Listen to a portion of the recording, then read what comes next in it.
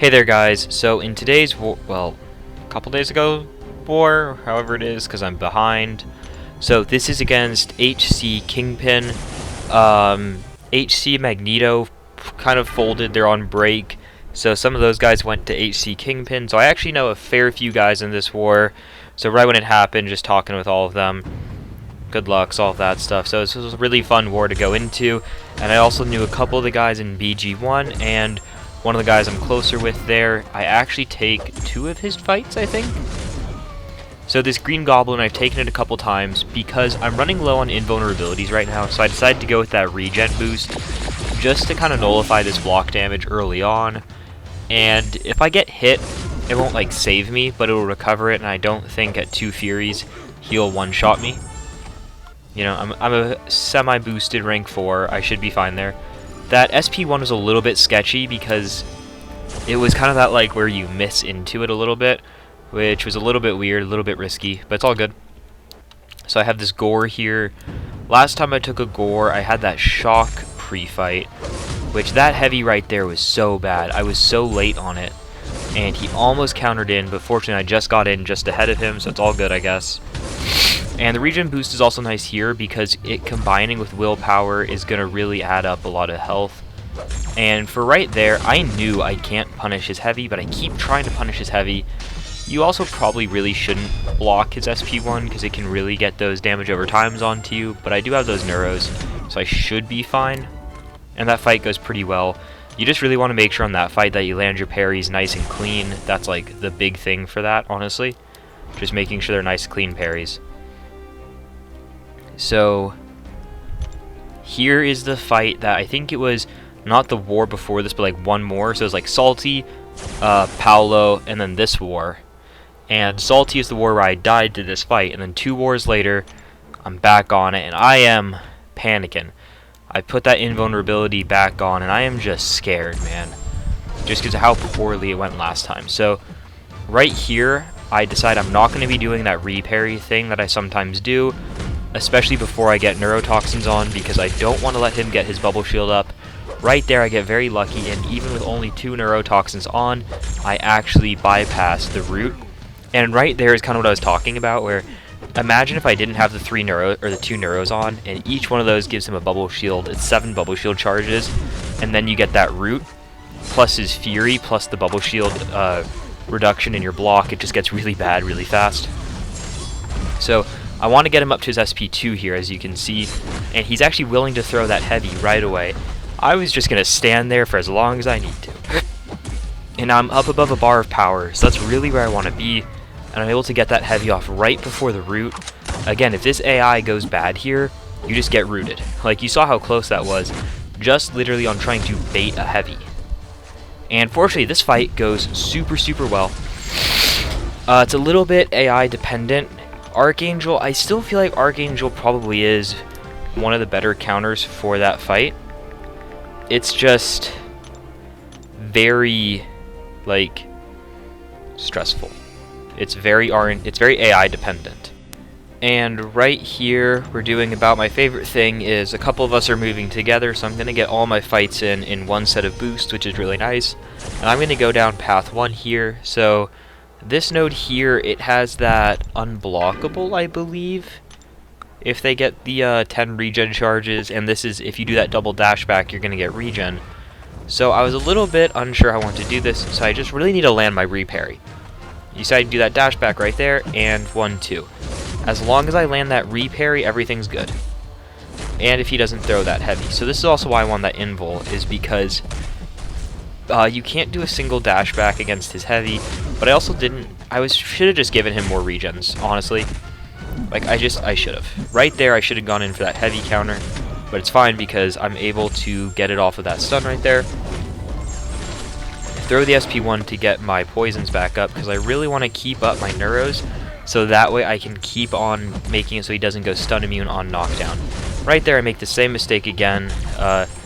You know, the definition of insanity is doing the same thing again, expecting a new result.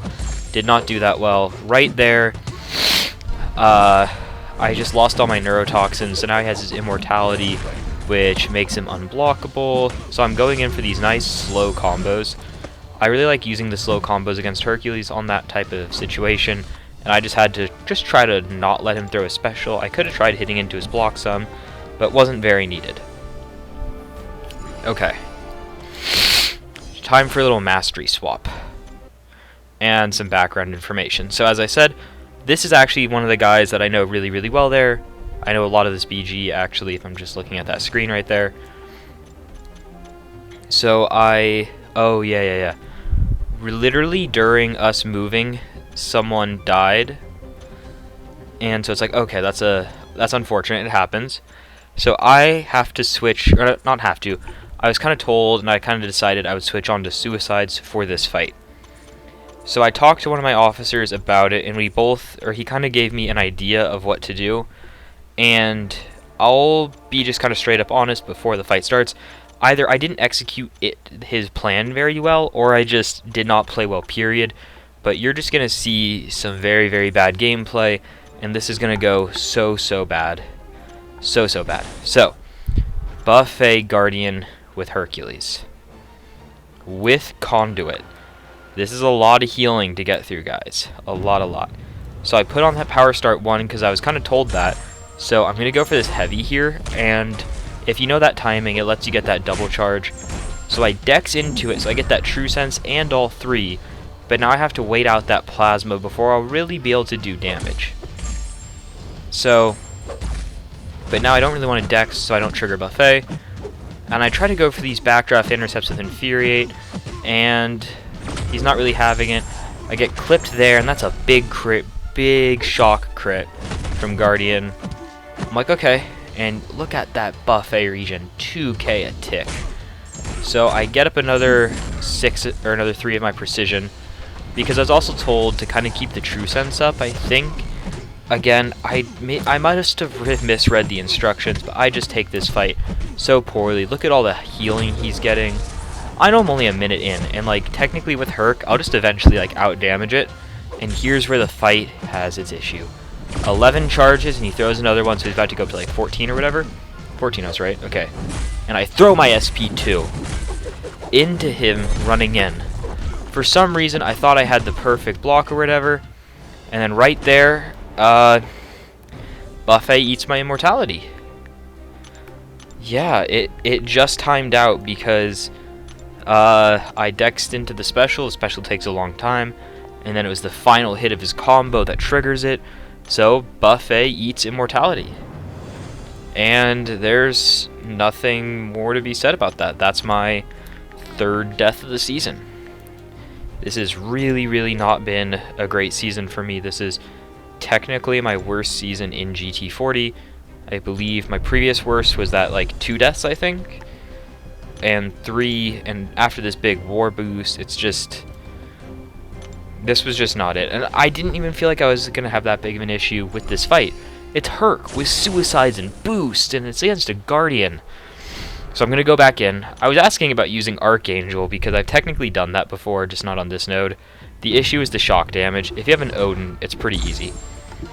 Not pretty easy, but so I was kind of told. I went for the invul here, I think, and my goal is to build as many charges as I can, and then SP1. So I talked to a different officer, and this is his strategy, was build as many charges as I can, and then SP1. Make sure I get all the precisions from this, right, of course. But just that, get those precisions, and build as many charges before SP1 as I can. And I have invul here, so I'm fine eating an SP3. I'm fine eating 2 SP3s or 3. So I'm hitting into his plasma where he's going to heal. And I also decided once I get my precisions, I'm not going to dex the special.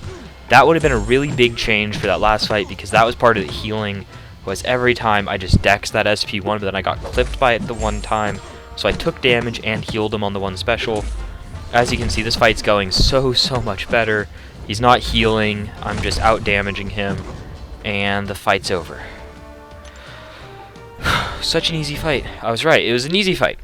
Fortunately, inside the context of just that war, that death didn't matter. 4-18. They did fine. Like, they're not an alliance that pushes for like the top 3 spots. They didn't need to try to keep it like really tight. They just need to clear. They did a fine job. 18 deaths is okay. Like, there's nothing bad about that. It's always a pleasure getting to face an HC Alliance. I know a lot of the people there, especially in this one. Great guys, great team. So this was a really, really fun war. I hope you guys enjoyed this video, and I hope you enjoyed seeing some more deaths. I'll be seeing you guys soon, hopefully with a better result of a war, at least from my end. And I hope your guys' war is going well today. Bye!